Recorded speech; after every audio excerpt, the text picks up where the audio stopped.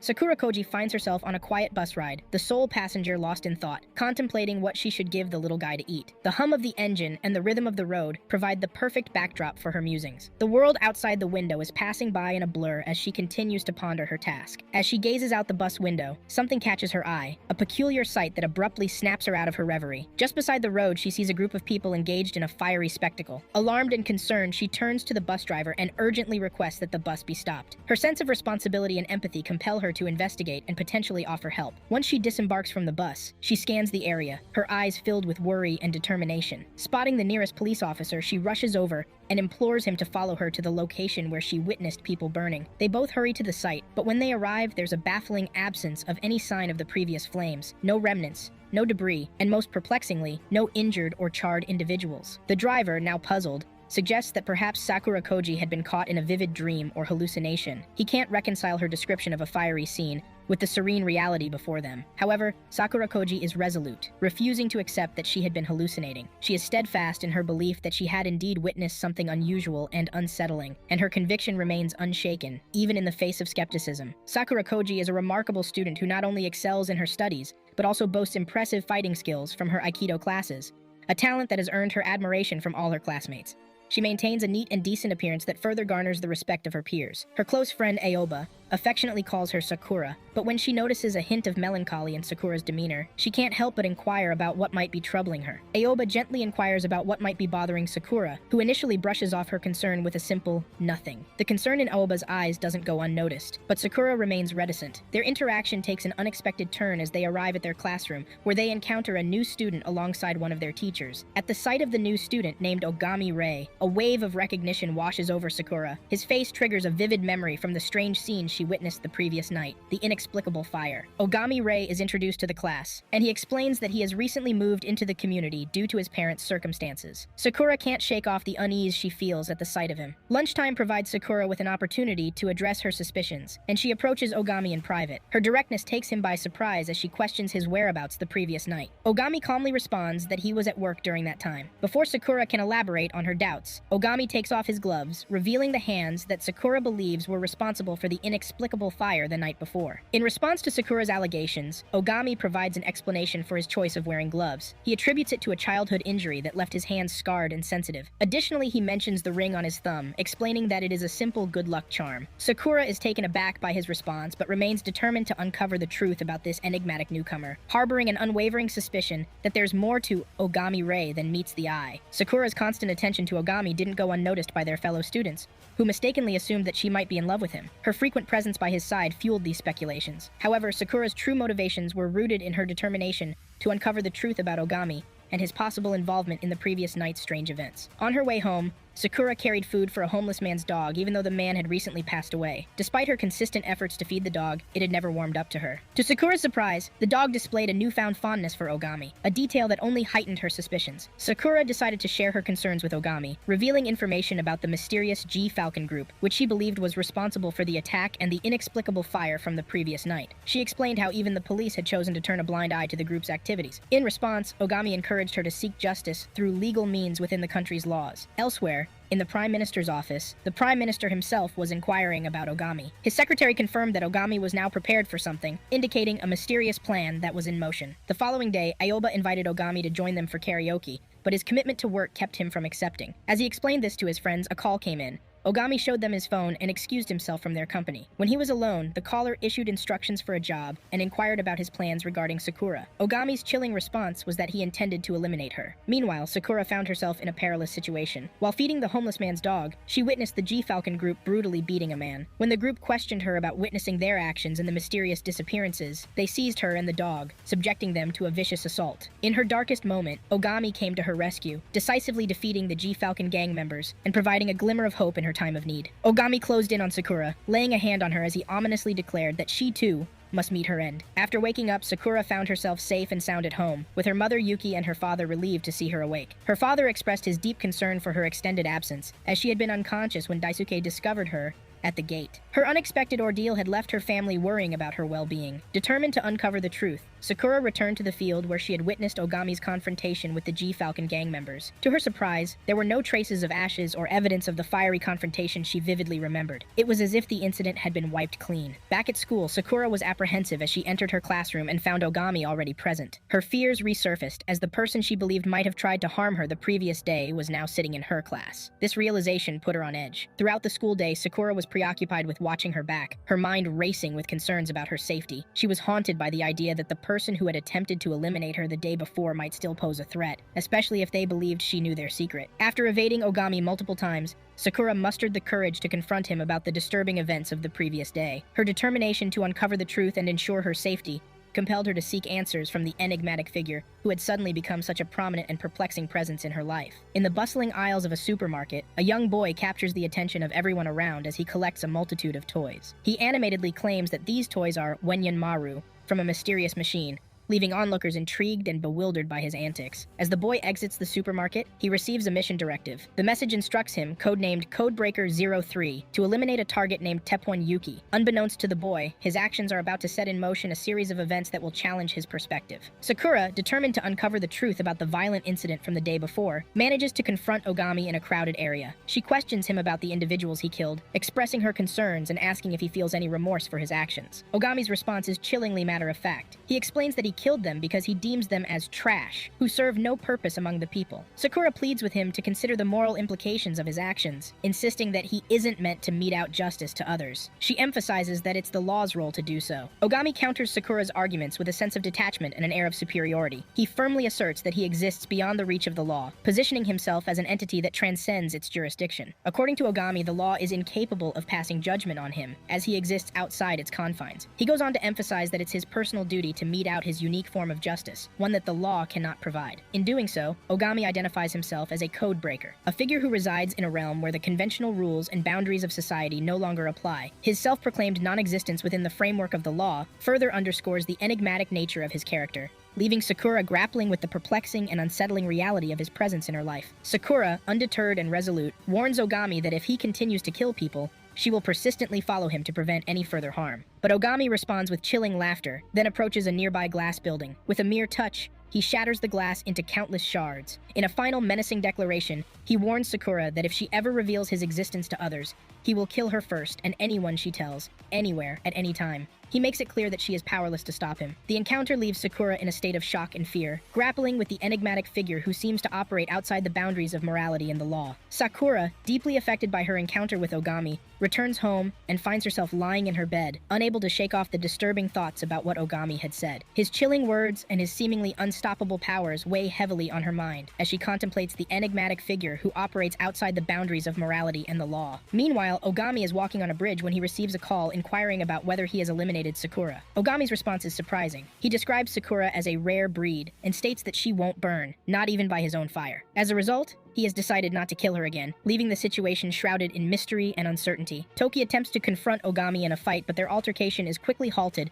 by the intervention of Ogami's brother. Despite the tension and underlying conflicts, Ogami's presence and actions continue to cast a mysterious and unpredictable influence over those around him. One early morning, as Sakura prepares to leave for school, she is taken by surprise when she sees Ogami waiting patiently at the door of her house. His unexpected presence raises questions about his intentions and deepens the enigmatic nature of their interactions. Unfazed by the puzzling circumstances, Ogami is ready to accompany her to school. Arriving at school, Sakura is greeted by the familiar sight of her locker overflowing with love letters from her classmates, a daily occurrence. However, today, there is a new twist to her routine. Sakura decides to confide in Aoba, her close friend, about the recent development in her life. She shares with Aoba that she has chosen to accompany Ogami to school every day. This revelation adds an interesting dynamic to Sakura's daily routine and sparks curiosity among her friends and classmates. Aoba is genuinely happy for her friend, believing that Sakura may have finally found love.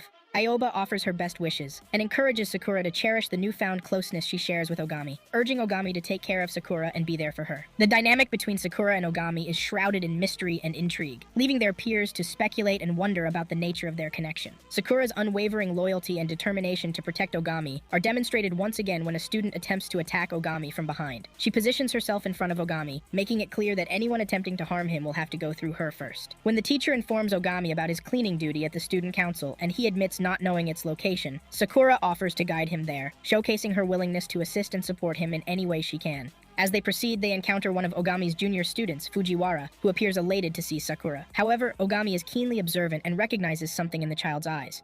In response, he instinctively places his hand on her head, suggesting a deeper connection or shared history that is not yet revealed. Later, Ogami waits on the school rooftop and receives a call instructing him to eliminate certain individuals. After ending the call, he notices Sakura approaching. In a surprising and somewhat tender gesture, Ogami offers her a puppy, extending a symbol of his connection with her. The dynamics between Sakura and Ogami continue to grow complex, leaving questions about their relationship unanswered. Ogami and Sakura Koji press on toward the location where Ogami has been given the mission to eliminate specific individuals. Their anticipation is high as they approach the scene, ready to confront the designated targets. However, as they draw nearer, a sense of unease washes over Sakura. She begins to notice the presence of police officers at the scene, mingling with the individuals who were supposed to be their adversaries. Sakura's shock and dismay deepen as she witnesses this unexpected collaboration between the police and the very criminals they were tasked with eliminating. Without hesitation, Ogami takes swift and decisive action, burning all of the criminals without leaving a single one alive. Witnessing this ruthless act, Sakura confronts Ogami, expressing her disbelief and disagreement with his methods. She firmly states that he cannot simply kill people as he pleases, and that there must be another, more humane way to handle the situation. In response, Ogami stands by his actions, explaining to Sakura that her words cannot reach or change these individuals, and that sometimes there is no alternative but to teach them a harsh lesson through his unique methods. The moral and ethical differences between Sakura and Ogami are stark, adding depth to their complex relationship and the overarching themes of justice and morality in the story. Sakura attempts to empathize with Ogami, hugging him and expressing her understanding of his motivations for fighting. However, Ogami, steadfast in his conviction,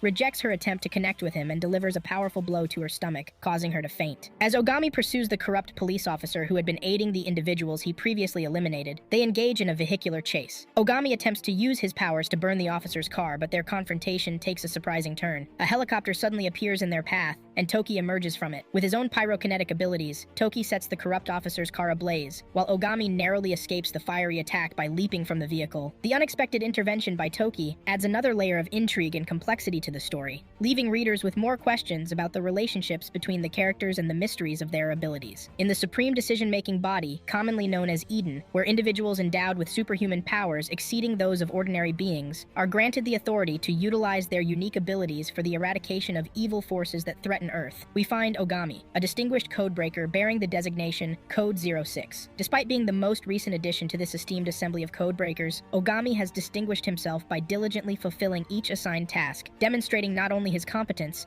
but also his remarkable growth, firmly establishing his position as an equal among the elite group of 5. In this moment of anticipation and intrigue, one of the venerable judges steps forward to unveil the purpose of Ogami's summoning. It becomes apparent that they have a special mission in mind for him, one that demands the full extent of his extraordinary talents. The target of this covert mission is none other than the prominent politician Tabata Shigeru, whose image promptly materializes on Ogami's phone, underscoring the gravity of the assignment. However, what captures Ogami's attention is the enigmatic connection between this politician and a notorious figure known as Hitomi, a renowned gangster. With a sense of gravity, the judges respond, emphasizing that Ogami's mission extends far beyond the elimination of a political adversary. It encompasses the complex network of relationships and alliances that exist in the covert world, and unraveling any potential link between Tabata Shigeru and Hitomi stands as an integral facet of this intricate assignment. Thus, Ogami finds himself not only entrusted with the task of neutralizing a political threat, but also delving into the murky realm of hidden connections and intricate relationships, where the lines between good and evil blur, and the destiny of nations hangs in the balance. In a sudden, defiant act, Ogami chooses to take matters into his own hands. He soars towards the assembled judges, his formidable powers manifesting in a blaze of fire that engulfs them. His actions are a powerful statement that he refuses to be treated like a mere pawn, asserting his right to decide whether he will accept the assignment or not. The incendiary display leaves an indelible mark, underscoring his unwavering independence. Meanwhile, Sakura finds herself in a complex web of her own. She is often seen loitering near the front gate, prompting questions from her concerned parents. Faced with their inquiries, she initially provides an excuse, claiming that her newfound involvement in the mountaineering club necessitates her sleeping outside as part of her training. However, she quickly realizes that her parents are no strangers to her tendency to fib, especially when it involves someone else. As she prepares to leave the house, Sakura is taken aback by the sight of a young man with lustrous golden hair. He is positioned precisely where Ogami typically waits for her. He greets her with a cheerful, "Good morning, Sakura," prompting her to return the greeting. Confusion lingers as she inquires about his identity, eager to unravel the mystery of this unexpected encounter. He then explains that he has come to pick her up in place of Ogami. On their way, he shares some unsettling news with Sakura. He mentions that Ogami had made some significant mistakes the previous day, which is why he was unable to make it. Toki, identifying himself as Code 04, adds that Ogami, being Code 06, should be closely watched. Sakura's curiosity about Ogami's whereabouts gets the better of her, and she asks Toki where he might be at the moment. Toki responds, revealing that Ogami likely got a severe dressing down from higher-ups and must be on the verge of tears by now. As soon as Sakura hears those words, the verge of tears, her eyes well up, and she starts to cry for Ogami. Toki, ever the good friend to Ogami, reassures Sakura, telling her that he'll provide her with all the information she needs about Ogami. Sakura responds, making her own wishes clear. All she truly desires from Ogami is that he puts an end to his job of eliminating people. Toki, while still with Sakura, expresses his desire to share something that involves both Ogami and her. However, before he can do so, Ogami suddenly materializes and throws a leg as a punch aimed at Toki. Swift and nimble, Toki manages to evade the attack with ease, demonstrating his agility. Ogami stands before Sakura, urging her not to lend an ear to what he perceives as Toki's meaningless words. He confronts Toki, inquiring about the purpose of his unexpected presence. Toki responds by revealing that the higher authorities had expressed concerns about the task they had assigned Ogami, the job slated for tonight. As a result, Toki had been dispatched to assist him. Toki's main reason for being there, however, was to convey a clear message to Ogami. He should not participate in today's mission. Ogami retorts, advising Toki to focus more on his own well-being than on him. Tensions flare and Toki's anger bubbles to the surface. The two superhumans engage in an intense physical confrontation. Sakura, ever the peacemaker, steps in between them, effectively halting their battle. As she stands between the two adversaries, she closely examines Toki's eyes and notices a striking resemblance to Fujiwara's, a detail that piques her curiosity and raises questions about their connection. After Toki departs, Sakura and Ogami resume their journey to school. Sakura's curiosity gets the better of her and she begins questioning Ogami about Toki. Ogami responds with skepticism, warning Sakura that Toki is untrustworthy and that she should not take his words at face value. In the classroom, with their teacher at the front delivering a lesson,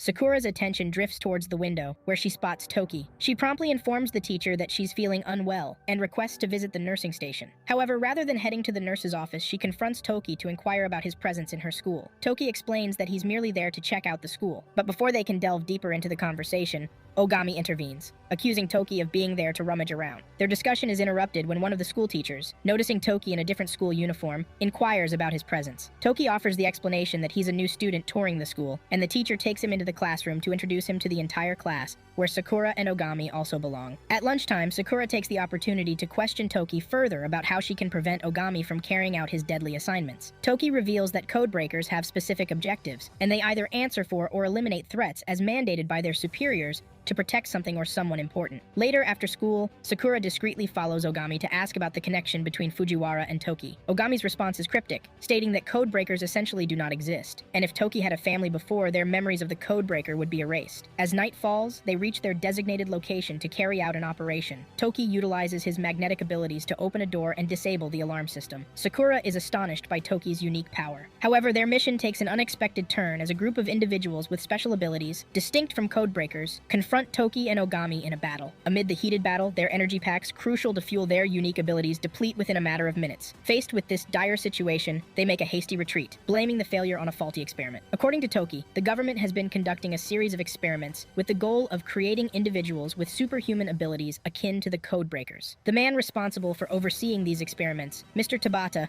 a high-ranking government official, happened to be their adversary on this day. Even though Mr. Tabata's assistant informed him that the codebreakers were inside the building, he remained resolute, determined not to let them disrupt his ongoing experiment. As the three of them approach their destination, the experiment room within the building, Toki discloses a surprising revelation to Sakura. He tells her that their work is also tied to the government, more specifically to the Prime Minister. Sakura is taken aback by this revelation, as the notion of the Prime Minister's involvement in their affairs leaves her astounded. Upon finally unlocking the door to the experiment room, Sakura finds herself stunned by a disheartening sight. The room is filled with numerous children who appear to have been plucked from the streets, their lives upended as they become subjects for these sinister experiments. As they step further into the room, the mastermind behind these operations, Tabata, makes his entrance. Toki immediately addresses him, reminding Tabata of Eden's previous warnings against trafficking in human organs. However, Tabata, undeterred, dismisses their concerns, claiming it's none of their business. Adding to the tension, the two individuals who had previously confronted the codebreakers at the entrance of the building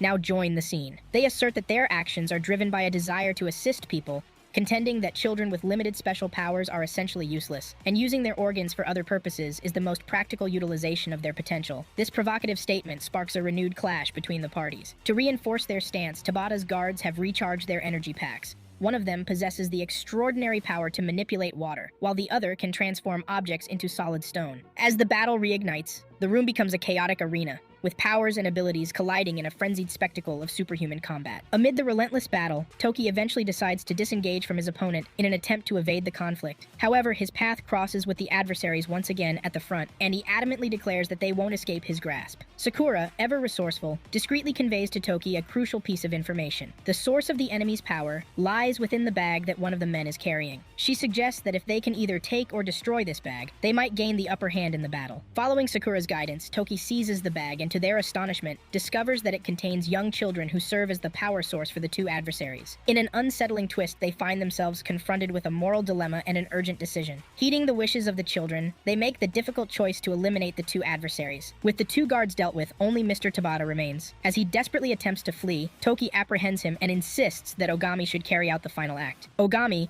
prepared to unleash his fiery powers, is about to reduce Mr. Tabata to ashes. However, just as the decisive moment arrives, Mr. Tabata's daughter, confined to a wheelchair, unexpectedly appears on the scene. She addresses her father, who is held against the wall with a firm grip, inquiring about the identities of these three individuals: Sakura, Toki, and Ogami, who have intruded upon their world. In a moment of desperation, Mr. Tabata offers an explanation for his actions, revealing that everything he did was an attempt to find the right organ for his daughter. He explains that the hospital could not provide the necessary transplant within the time frame his daughter required, and his actions were driven by an urgency to save her life.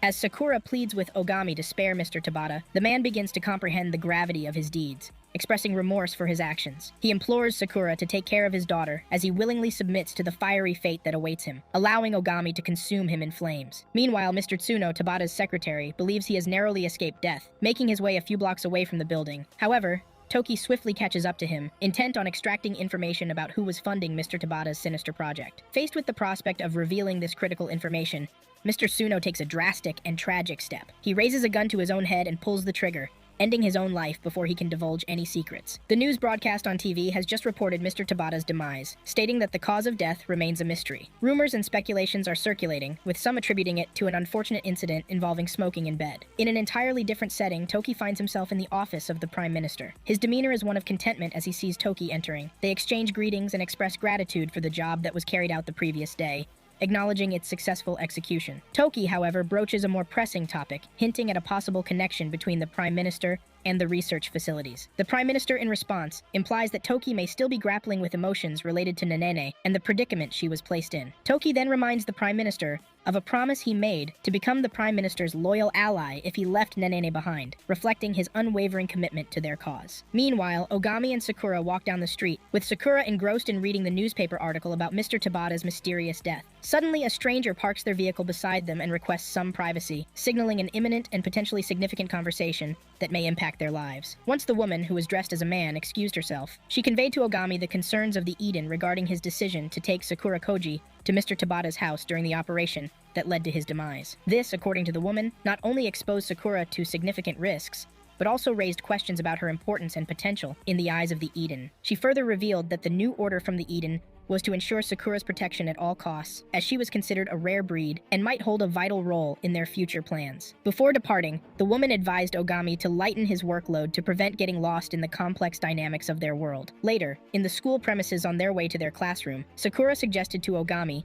that he should try making more friends to enjoy school life. However, Ogami's response was markedly different. He expressed his unwillingness to engage in activities or establish relationships that did not directly contribute to his objectives. He emphasized that the codebreakers were not his friends, but rather colleagues with shared interests, highlighting the seriousness with which he approached his role and mission. Ogami's arrival in his new school is marked by a welcome party organized by the class authorities, with Aoba serving as the class president. During the event, the students express their enthusiasm and present a series of ideas for activities they'd like to do with Ogami throughout the year, extending the hand of friendship. However, later in the evening, as Ogami is with Sakura, he reviews the messages written on paper by some of his classmates who wish to befriend him. To Sakura's surprise, he burns the messages, explaining that he doesn't like leaving physical traces and prefers to memorize the content. He also conveys that he is not ready for friendship at the moment, underscoring his unwavering focus on his mission. In a separate incident, Toki is on his way home when he suddenly experiences a severe heart problem, which jeopardizes his survival. Furthermore, Hitomi and Yukikina, both former code breakers with designations Code 0 and Code 01, respectively, have gone rogue. They have defied their previous allegiances and are amassing their own army,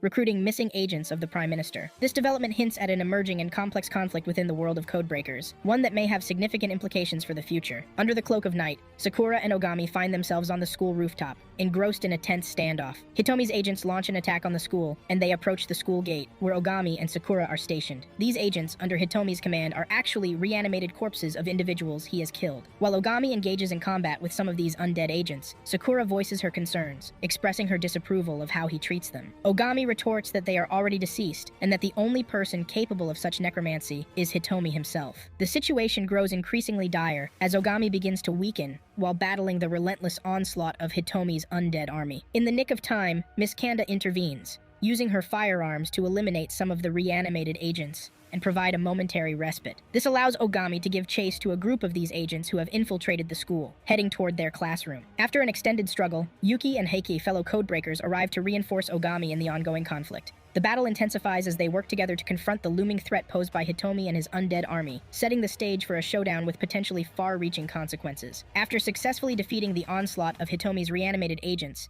they carefully move Ogami, who is lying helpless on the ground, to one of the classrooms. Miss Kanda, a teacher at the school, and also a codebreaker, is with them. She takes a moment to explain to Sakura that Master Ogami has been using his special abilities excessively lately, which has led to his weakened state. She reassures Sakura that this is a common occurrence for people with special abilities, and assures her that Ogami will fully recover within a day, which brings relief to Sakura. Intrigued by the situation, Sakura addresses the three of them, Heike, Yuki, and Miss Kanda. She expresses her surprise at discovering that Miss Kanda is a codebreaker too. Miss Kanda clarifies that she is not a codebreaker but rather an agent for the Eden, an organization that provides support to codebreakers. Heike adds further context, explaining that Ogami holds the lowest rank among codebreakers, designated as code number 06, which is why he was assigned a support staff member. This revelation sheds light on the hierarchy and support structure within the world of codebreakers, illuminating the roles and responsibilities of those involved. Sakura couldn't help but chuckle upon hearing that Ogami held the lowest rank among codebreakers. She remarked, "You mean this wild and unpredictable Ogami is the lowest rank?" Her amusement at the notion was evident. Heike proceeds with the introductions, providing more insights into the codebreakers' ranks and abilities. He mentions that Yuki is designated as Code 03, possessing the extraordinary power to control sound, which can be both a versatile and potent ability. Toki is recognized as Code 04, suggesting that he wields unique skills and talents of his own, which will undoubtedly come into play in the unfolding events. Heike proudly asserts that he holds the designation of Codebreaker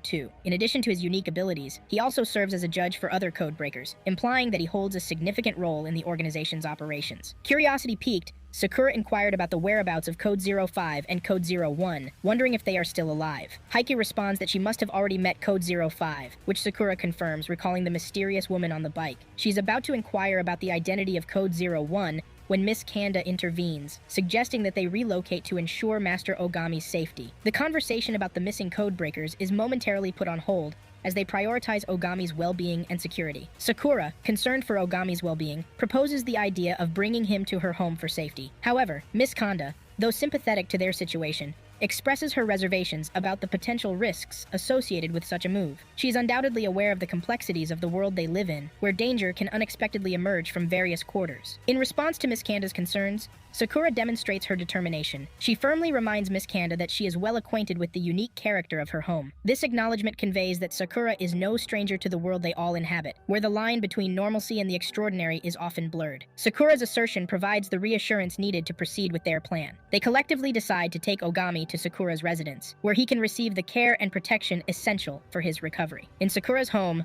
Miss Kanda discloses an intriguing piece of information to the others. She reveals that she is the daughter of the head of the Kizakura Gumi Group, a prominent and powerful Yakuza organization in Japan. As her parents inquire about Ogami and the other individuals with them, she explains that Ogami fought to protect her and the other students at school on that day. This revelation adds a layer of complexity to Miss Kanda's character, and highlights the diverse backgrounds and affiliations of those entangled in the world of codebreakers. With Sakura's parents offering to accommodate Ogami and his friends in the guest room, Toki has already settled in. Later in the evening, Heike and the somewhat forlorn Toki have a conversation. Heike shares valuable information, explaining that the group that attacked them earlier had split into two factions. One faction focused their attack on Ogami, while the other targeted Miss Kanda. Heike speculates that this division might have been orchestrated by Hitomi, suggesting that Hitomi's ultimate goal might be to bring about Ogami's defeat. Code 05, dispatched by the Eden, arrives at Sakura's house to assist them in facing Hitomi's imminent attack. As night falls, Hitomi launches his assault. When questioned about his motives, Hitomi makes it clear that his battle is not against the Codebreakers but against the Eden, marking a significant revelation about his true objectives. Unbeknownst to the Codebreakers, while Hitomi engages them in combat, he has clandestinely dispatched Code 01 to kidnap the Prime Minister. This development adds a layer of complexity to the situation, as the fate of the Prime Minister now hangs in the balance and Hitomi's intentions become increasingly enigmatic. As Hitomi's actions become clear, a sense of self-blame and frustration envelops the group. They blame themselves for falling into Hitomi's carefully laid trap, leading to the abduction of the Prime Minister. Heike confesses that Hitomi executed his plan with precision, leaving them deceived and vulnerable. Toki, on the other hand, proposes a more radical stance, suggesting that they should not attempt to rescue the Prime Minister. This viewpoint alarms Code 05, who passionately objects to Toki's suggestion, emphasizing that the Prime Minister is also his father. Toki, however, remains resolute in his decision and chooses not to be part of any plan to rescue the Prime Minister, his departure reflecting his dissent with their approach. The group's dynamics are shifting, and a sense of desperation looms as they grapple with the dire consequences of their actions and the significant loss they've suffered. Meanwhile, Yuki's extensive use of his power has led to an unforeseen transformation. He has been transformed into a cat,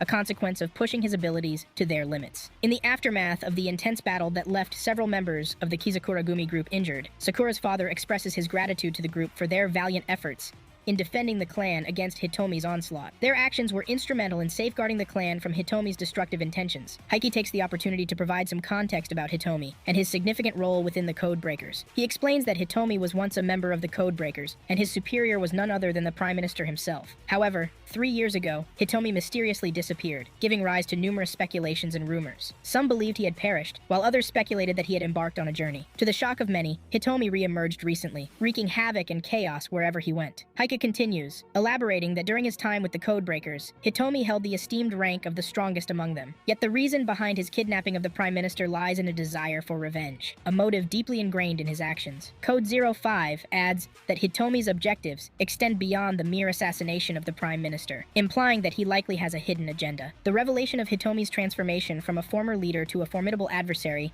leaves the group perplexed and frustrated. They grapple with the question of what could have transpired to drive Hitomi to turn against them and launch his vendetta against the Prime Minister. Sakura's parents engage in a heartfelt discussion about Sakura's future and the uncertainties that lie ahead. Unbeknownst to them, Ogami is eavesdropping on their conversation, keen to understand their concerns and hopes for Sakura. After they conclude their discussion and leave the room, Ogami seizes the opportunity to examine an old photo album of Sakura. While flipping through the album, Ogami stumbles upon pictures of Sakura as a baby. The realization strikes him: Sakura is adopted. Seeking confirmation, he approaches Sakura and gently inquires about her adoption, to which she openly acknowledges it. This revelation deepens Ogami's understanding of Sakura's past and the uniqueness of her experiences. Sakura's father later calls Ogami aside to share the story of how they found Sakura, a newborn with blood covering her body, abandoned at their doorstep. This mysterious and unsettling discovery has shaped Sakura's life, leading to her strong aversion to death and her fierce protectiveness of the living. Sakura's father conveys his deep concern and care for Sakura's well-being. He acknowledges that they anticipated a day when this truth would come to light, and as parents, they are committed to supporting her. He requests Ogami's assistance in safeguarding Sakura, emphasizing the depth of their love and commitment to her safety. Sakura is overwhelmed with disappointment when she witnesses the suffering of the clan members under medical care. Ogami, always a pillar of strength, consoles her, advising her not to dwell on her unique status as a rare breed but to see herself as a regular person. He takes responsibility for the events that have transpired and expresses that if anyone should bear blame, it should be him. His selflessness and dedication to her well-being are evident in his words. Ogami encourages Sakura not to become disheartened by recent events, as doing so would only diminish the trust and hope that others have in her. The clan members unanimously agree with Ogami's perspective, pledging their unwavering support and commitment to defend her should Hitomi reappear. As the Codebreakers reflect on Hitomi's transformation from an ally to an adversary, they grapple with the mystery surrounding his motives. To address the situation, they decide to split up and embark on a mission to find either the Prime Minister or Hitomi, in the hopes of uncovering the truth. Meanwhile, Miss Kanda confronts the executive members in the school's language laboratory. She is baffled and angered by not being informed about Sakura's status as a rare breed. The executives explain that their decision stems from their mistrust of her due to her past association with Hitomi. However, Miss Kanda vehemently denies any allegiance to Hitomi, expressing her frustration and determination to assert her loyalty and dedication to the Codebreakers and their mission. Code 05, also known as Oji, engages in a conversation with Heike. During their discussion, Oji expresses his doubts about Heike, suspecting that he might have helped Hitomi carry out his plans. Heike, realizing that Oji is about to unveil his own intentions regarding Hitomi, becomes wary. In a sudden and unexpected move, Heike attacks Oji, catching him off guard. Unbeknownst to Heike, Yuki, who has transformed into a cat, is observing the altercation. Yuki, in his cat form, silently watches the events unfold. Following the altercation, Heike decides to approach Sakura and informs her that Ogami has requested her presence. However, Heike's motives and the true nature of this meeting with Hitomi remain unclear, leaving Sakura to grapple with a sense of unease and uncertainty about what lies ahead. Ogami is still out on the street, relentlessly searching for any leads on Hitomi when he receives a call from Miss Kanda. She informs him about an explosion that has occurred at a location and expresses her belief that Hitomi may be the one behind it. The explosion has caused injury to 24 people, and the news is filled with reports of the incident. Meanwhile, at the undisclosed location where Sakura and the Prime Minister are being held captive, Hitomi speaks to Sakura. He assures her that he has no intention of causing harm to her, and explains that he kidnapped her solely to remove her from his plans. Hitomi also reveals that Ogami transferred to her school on orders from higher-ups, and that his presence there is intended to monitor her. He frames this as an effort to protect both the Codebreakers and serve the greater good. Hitomi's complex motivations and actions continue to keep everyone on edge as they grapple with the intricate web of secrets and alliances within the Codebreakers world. Miss Kanda, in her car, reflects on Hitomi's actions and the depth of his kindness. She struggles to reconcile the benevolent nature she has seen in him with his recent actions, and believes there must be a significant reason behind his actions. While driving, she receives an anonymous tip on her phone about Hitomi's whereabouts, heightening the urgency of the situation. Heike confronts Hitomi about the explosion and questions whether it was merely part of a larger plan. Hitomi responds, emphasizing that involving Sakura does not automatically imply trust on his part. He probes Heike about how he tracked him down so quickly, suggesting that Heike might have been keeping tabs on him since the events began. Heike, in an effort to demonstrate his trustworthiness, shares that he had dealt with Oji. As they converse, Hitomi notices Miss Kanda and Ogami approaching their location. Recognizing the impending confrontation, Hitomi instructs Heike to prepare for a fight. Sakura's parents grew increasingly concerned when she failed to return home, prompting them to call Ogami. Seeking to allay their fears, he assured them that he knew Sakura's whereabouts and had a plan to retrieve her safely. However, his urgency was evident as he hurried towards the location where he believed Sakura to be. As Ogami rushed to the scene, he received distressing news from Yuki and Toki that Code 02, Heike, had also turned against them. Determined to confront this growing threat, they followed Heike to Hitomi's location. When they arrived, they encountered Heike, and the confrontation swiftly escalated into a fierce battle. Heike displayed formidable strength, effortlessly gaining the upper hand against both Toki and Ogami. In the midst of the heated battle, Toki found himself squaring off against Heike, while Ogami managed to find a path leading upstairs to where Hitomi, Miss Kanda, and Sakura were located. However, what awaited Ogami was a shocking revelation. Hitomi had successfully turned Miss Kanda against him, and she had been ordered to shoot herself with just one bullet remaining. In a tense and heart-wrenching moment, Hitomi informs Ogami that if he were to take one of Miss Kanda's bullets and die, it would save Miss Kanda from a tragic fate. Miss Kanda, under Hitomi's control, begins to fire at Ogami as he approaches her, intending to end her life before the bullet runs out. As the situation escalates, Sakura, who is tied down, is unable to bear witness to Ogami killing Miss Kanda. In a selfless act of bravery, she pushes Miss Kanda away, saving her from the fatal shot. With the confrontation at a critical juncture, everyone confronts Hitomi, expressing their confusion about his actions, which seem entirely out of character for him. Hitomi points to the stopped clocks on the wall,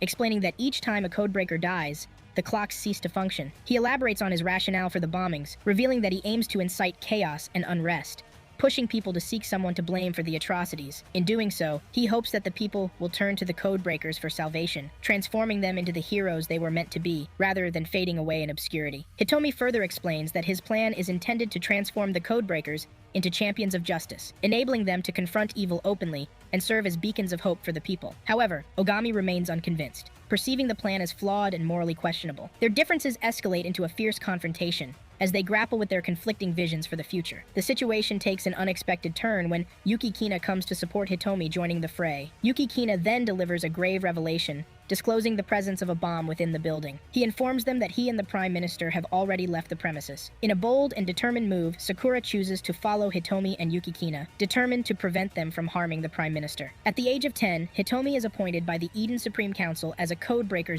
06. He possesses extraordinary powers, and with this newfound role, he embarks on numerous missions, saving numerous lives and eliminating various evildoers. His remarkable achievements garner the admiration of the Eden Supreme Council, leading to his promotion within their their ranks. At 20, a devastating loss strikes Hitomi as he loses Haruya, a fellow codebreaker with the designation 05. This tragic event fuels his anger and desire for change, ultimately leading to his promotion to Code 05, further solidifying his power and influence. Continuing to climb the ranks, Hitomi reaches the position of Code 03 at the age of 26. During this time, he finds himself on a mission that will forever alter the course of his life. In a horrific turn of events, he witnesses the deaths of Code 01 and several other codebreakers, all happening right before his eyes. However, upon his return to the Eden Council, Hitomi is met with a harsh reality. Instead of remorse or acknowledgement for the fallen codebreakers, the council demonstrates a cold and indifferent disposition. Their sole focus is on their overarching goals and the immediate replacement of the lost codebreakers, prioritizing their objectives above all else. With Haruya and Hitomi as the only remaining codebreakers, a significant revelation occurs. Hitomi shares that Code 05 had the unique ability to manipulate water, making her a formidable ally. However, to their shock, she met a tragic end at the hands of water. Hitomi instructs Heike to investigate whether the agency possesses any information about her death, as he strongly believes that she was not killed by external enemies. In the wake of Code 01's death, Hitomi realizes that he is now effectively Code 01 and is given the title of Ace. From that point forward, Hitomi makes a solemn vow to himself. As Ace, he is determined to prevent any more codebreakers from losing their lives under his watch. He sees it as his responsibility to ensure the safety and well-being of his fellow codebreakers, determined to protect them from further harm. In his current role as Ace, Hitomi remains a steadfast leader among the codebreakers, taking on the responsibility of ensuring their safety. He acts as a guiding force within the group, consistently emphasizing the need to protect their fellow codebreakers and prevent any further tragic losses. Hitomi's presence provides a sense of security to the team, as they know he is committed to shielding them from harm and instilling a deep sense of responsibility among them. In conversations with Ogami during his time as the leader of the Codebreakers, Hitomi shared the core beliefs that motivated him to join their ranks. He explained that his innate nature drove him to protect the weak and uphold the nation's laws, which often went unenforced. Hitomi expressed to Ogami that he would persist in his fight for the vulnerable until his last breath. He was firm in his conviction that their extraordinary powers were bestowed upon them to assist and defend those who could not defend themselves. He told Ogami that even if he died, he shouldn't worry about him because he is always in his heart. Heike told Hitomi that the able person that once nearly killed all codebreakers would come back again, so he asked him to assemble the codebreakers so they could all kill the man. After fighting the man, Hitomi controlled and used his ability to possess the man, making him kill himself with his ability. As Hitomi gazes upon the assembled codebreakers, he harbors a profound sense of determination, thinking to himself, with this group, no one will have to die anymore. This thought encapsulates his unwavering commitment to preserving the lives of his fellow codebreakers. Heike continues his research into the mysteries surrounding the codebreakers and their untimely deaths. His investigations reveal a troubling truth. The more frequently a codebreaker utilizes their special ability, the greater the risk of losing themselves over time. As this loss accumulates, it ultimately leads to their demise, a state referred to as Code End. Learning of this grim reality infuriates Hitomi, leaving him wondering why the Eden Council would withhold such vital information from them. His determination to safeguard the lives of the codebreakers, and in particular, the vulnerable children, leads him to make a pivotal decision: to confront the Prime Minister directly, seeking answers and justice for the sake of the children and his fellow codebreakers. Hitomi takes the Prime Minister to a towering vantage point. From this elevated position, he addresses the nation through a live broadcast, making a chilling declaration. Hitomi reveals that he has planted numerous bombs throughout the country, and as a result, approximately 50,000 citizens are now at risk of losing their lives alongside the Prime Minister. He emphasizes the futility of attempting to escape from this dire situation, casting a shadow of fear and uncertainty over the entire nation. As the mission enters a critical phase, Hitomi has given them a tight 1-hour window for its success. However, with only 46 minutes remaining, the first set of bombs planted by Hitomi detonates, resulting in multiple casualties among Japan's citizens. The urgency of the situation becomes even more apparent. Yuki, Toki, and Ogami, the remaining codebreakers, come together to take on the formidable task of locating and neutralizing the remaining explosives scattered across Japan. Yuki employs his unique ability to manipulate sound to help pinpoint the potential bomb locations.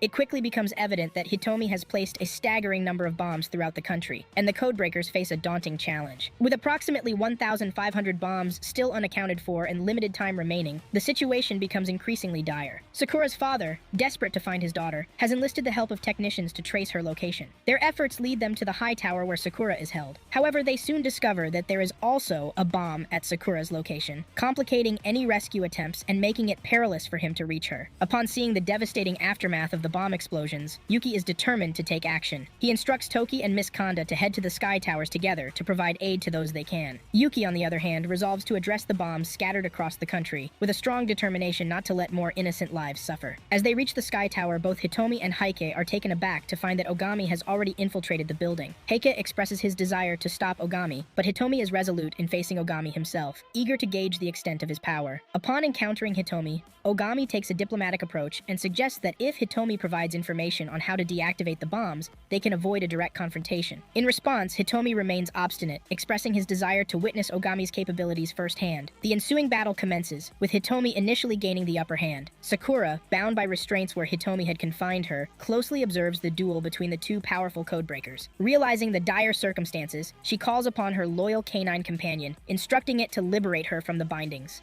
As the intense and protracted fight takes its toll on Ogami, he eventually reaches a point of exhaustion. In a moment of vulnerability, he implores Hitomi to divulge the motive behind his actions, urging him to provide an explanation for the chaos and destruction he has wrought. In a moment of vulnerability and fatigue, Hitomi begins to share the backstory that has driven his actions. He reveals that he had approached the Prime Minister with a simple request, to allow the Codebreakers to be recognized and acknowledged by the world. However, the Prime Minister's response was far from what Hitomi had expected. Instead of granting his request, the Prime Minister ordered his agents to eliminate Hitomi. Faced with this treacherous turn of events, Hitomi found himself in a life-threatening situation and had to fight to escape. To his astonishment, the Eden organization, which oversees the Codebreakers, chose to support the Prime Minister's decision, and in response, expelled Hitomi from the ranks of the Codebreakers. He goes on to emphasize that his only desire was to reveal the existence of the Codebreakers to the world, but the Eden organization's refusal to accept this request led to his being branded a criminal in their eyes. Deep in thought, Hitomi reflects on his actions and motivations. He recognizes that in order to bring about change within the Eden organization, external pressure is required. His determination is fueled not just by a desire to benefit the Codebreakers, but also by a profound concern for the children with special abilities. These children, once separated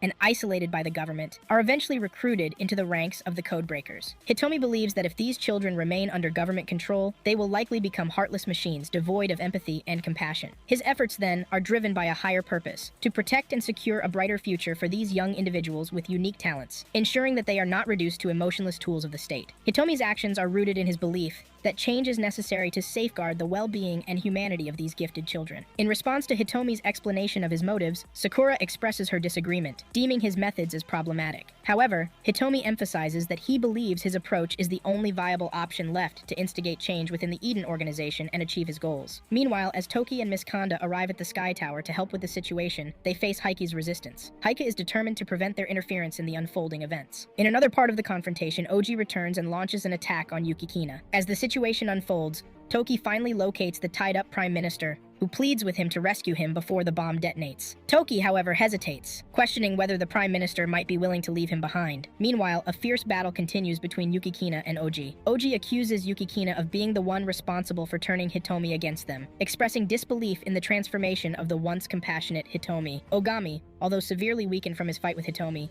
engages in a conversation with Hitomi. Hitomi explains his perspective on the situation, arguing that the actions ordered by the Prime Minister and Eden have given them an upper hand, allowing them to target the bad people who act against their own will. He contends that there are even more malevolent individuals working for Eden and the Prime Minister, and their efforts aim to counteract this influence. The confrontation between Hitomi and Ogami intensifies as they engage in a heated exchange of words. Hitomi argues that Eden used the Codebreakers to carry out assassinations in order to keep their own hands clean, suggesting that they share similar motives. He extends his hand to Ogami, inviting him to join him in building a new world and fighting alongside him, just as they did in the past. However, Ogami remains steadfast in his refusal, pointing out that he agrees with Hitomi's criticisms of Eden's actions, but he cannot condone Hitomi's own acts of violence and killing. He sees no difference between Hitomi and the organizations he criticizes, and this moral stance drives a deeper wedge between the two former allies. In a climactic moment, Ogami confronts Hitomi, accusing him of being evil for sacrificing innocent lives to achieve his goals. He stands his ground and declares that both of them are evil. Ogami vows to continue fighting Hitomi until his last breath, but he collapses, too weak to continue. Hitomi, with the intent to end the fight, prepares to deliver a fatal blow to Ogami using his lightning ability. However, at the last moment, Sakura bravely steps in front of Ogami, pleading with Hitomi not to kill him. Meanwhile, the Kizakura Gumi group, led by Sakura's father, manages to locate one of the bombs. When they arrive, they encounter two young individuals who are determined to defend the bomb. These defenders, influenced by Hitomi's orders, are using their special abilities to protect the bombs and claim to be doing so for the sake of special children. In the tense standoff, Sakura took a brave stance, standing protectively in front of Ogami, determined to shield him from Hitomi's deadly attack. Hitomi, however, displayed his ruthless determination, showing no hesitation in harming them both. He unleashed his lethal lightning power towards Sakura, but to everyone's surprise, it did not result in her death. Frustrated by his inability to eliminate Sakura with that attack, Hitomi ominously declared that he would resort to a different method, strangling her to death. With the timer counting down and less than 1 minute remaining until the Prime Minister's location was to be bombed, he implored Yuki, a fellow codebreaker, to fulfill his role and free him from his restraints. Simultaneously, Hitomi reiterated to Ogami that he had no intentions of killing Sakura until after the Prime Minister's demise, along with the 50,000 citizens, which he believed was crucial for his plan to succeed. The tension is unbearable as the timer counts down to 0. To everyone's astonishment, no bombs detonate immediately. Yuki's realization that the mission has failed hangs heavily in the air, casting a gloomy pall over the situation. Heike, who had previously been aligned with Hitomi, has now turned against him. Yet Hitomi reveals he has a hidden ace up his sleeve. He explains that the bombs may have been set to detonate, but he has chosen to remain at the Sky Tower to harness electricity directly from the sky, ensuring the bombs will go off as planned. Meanwhile, after being freed by Toki, the Prime Minister is gripped by a moment of reflection and vulnerability. He confesses to Toki that he might indeed be a kept dog, implying that he has acted out of fear. This confession leaves a lingering sense of uncertainty as he then departs, leaving Toki. As Hitomi persists in his attempt to harness power from the sky, Yuki, Oji, and Heike struggle to thwart his efforts, but their powers prove insufficient. The situation takes a dire turn as Hitomi, consumed by his goal, uses one hand to seize Sakura by her neck, attempting to strangle her. The tension in the room is palpable, and it seems as though hope is slipping away. In the midst of this life-and-death struggle, Ogami, finding a renewed source of strength, summons an enormous, awe-inspiring blaze unlike anything the Codebreakers have ever witnessed. The roaring flames dance and flicker, reflecting the magnitude of the confrontation. Recalling their past when Hitomi was mentoring Ogami on combat techniques as a new recruit to the Codebreakers, he had emphasized the importance of maintaining constant vigilance until their foes were completely vanquished. During those days, they shared a close friendship. Returning to the present after witnessing the blazing inferno that Ogami had conjured, Hitomi is astonished that Ogami has not fallen victim to Code End by now. However, Ogami, relentless in his determination, continues his incantation. An eye for an eye, a tooth for a tooth, evil for evil. He defiantly challenges Hitomi, declaring his unwavering intent to defeat him. And as Hitomi directs his lightning toward Ogami, Ogami astonishingly absorbs the entirety of Hitomi's abilities. The battle escalates as the two Codebreakers clash, and the outcome remains uncertain. Amidst the intense battle, they all find themselves astonished as Ogami absorbs Hitomi's lightning once more, ultimately defeating him. Hitomi lies on the ground helpless as his own lightning begins to strike him. The Codebreakers quickly recognize that this is the dreaded Code End, the state that marks the end of a Codebreaker's life. Hitomi, in his final moments, reveals his true motives. He sought to prevent Eden from exploiting people with special abilities and to ensure that these individuals could lead normal lives like any other citizen of the country. He wanted their lives to be complete, and he aimed to shield the other Codebreakers from being held responsible for his actions. As Code 01, he believed it was his duty and privilege to make this sacrifice. In his final moments, as Hitomi lies there, life gradually slipping away, he earnestly implores their forgiveness for the actions he has taken. With genuine remorse in his eyes, he calls each of them by their names, one by one, and shares heartfelt sentiments about the unique qualities and traits he admires in them. He recognizes the strength of character that each of the Codebreakers possesses, which he has grown to respect and appreciate. But despite Hitomi's genuine apologies and heartfelt words, Ogami finds it challenging to contain his emotions. He questions aloud why Hitomi has allowed them to defeat him so readily, struggling to reconcile the mentor and friend he has known with the adversary he has just fought. Tears well up in his eyes, and the weight of the situation becomes overwhelming. Amidst his tears, Ogami continues to express his confusion and frustration, seeking answers for the seemingly abrupt change in Hitomi. He wonders aloud how they could go from being close friends and allies to adversaries on opposite sides of a destructive conflict. In the end, as Hitomi's life ebbs away, he speaks with a solemn urgency. He reminds them that their unity, as displayed during their confrontation on this day, is the key to their survival. He stresses that operating together as they have done is the only way to ensure the safety of each member of their Codebreaker team, safeguarding them from both external threats and internal strife. Amid Hitomi's poignant message, the Prime Minister intrudes into the solemn scene, his presence causing a disturbance in the atmosphere. He boldly declares that he will not allow the special abilities people to engage in a public battle. With unwavering conviction, he asserts that in time, humans will forget about the bombings, underestimating the gravity of the situation. Sakura, however, cannot simply let this pass. She confronts the Prime Minister, questioning his refusal to heed Hitomi's words. She implores him to consider what Hitomi was trying to convey. The Prime Minister's response reflects his disdain for Codebreakers and his regret for the choice he once made. He laments that had he known Hitomi would become a terrorist, he would never have recruited him. In a final act of defiance, Hitomi summons the last remnants of his fading strength. Rising to his feet, he prepares to unleash a bolt of lightning upon the Prime Minister, a symbol of his unyielding determination. But before he can do so, the other codebreakers step in. They've finally comprehended the true essence of Hitomi's message. With a newfound understanding and determination, they insist that he should now rest, promising to take responsibility for the situation and for bringing about the change he had hoped for. Hitomi's final words convey his newfound understanding and acceptance of the growth and change that have taken place within the codebreakers. He acknowledges that they needed to evolve independently, even if he couldn't initially recognize it. With his passing, he leaves behind a legacy that will forever influence the codebreakers' path towards redemption and justice. In a separate scene, Heike and the Prime Minister have a revealing conversation within the Prime Minister's car. The Prime Minister discloses his prior scheme of pitting Ogami against Hitomi as a way to test Ogami's true capabilities. Meanwhile, Sakura heads to school in the morning, expecting to find Ogami at their usual meeting place, but he is conspicuously absent. Yuki, in his cat form, appears and informs Sakura that Ogami has left. He assures her that if she ever needs help, he will be there for her, and then departs. Oji intervenes and offers Sakura a ride to school, informing her that they've all been assigned different tasks. Yuki's earlier appearance marked his farewell, signaling a new phase in the Codebreakers' journey. As Oji expresses her gratitude and offers Sakura a ride, the Codebreakers part ways on their separate missions. Oji and Toki also depart, leaving Sakura behind. She reflects on the absence of Ogami, understanding that she may not see him at the moment, but she carries the memories of everything he and the other Codebreakers have done for the world. She acknowledges their unspoken sacrifices and the impact they've had on her life, concluding that they will always exist in her heart and her memories. The Codebreakers have left a lasting imprint on her, even if the world remains unaware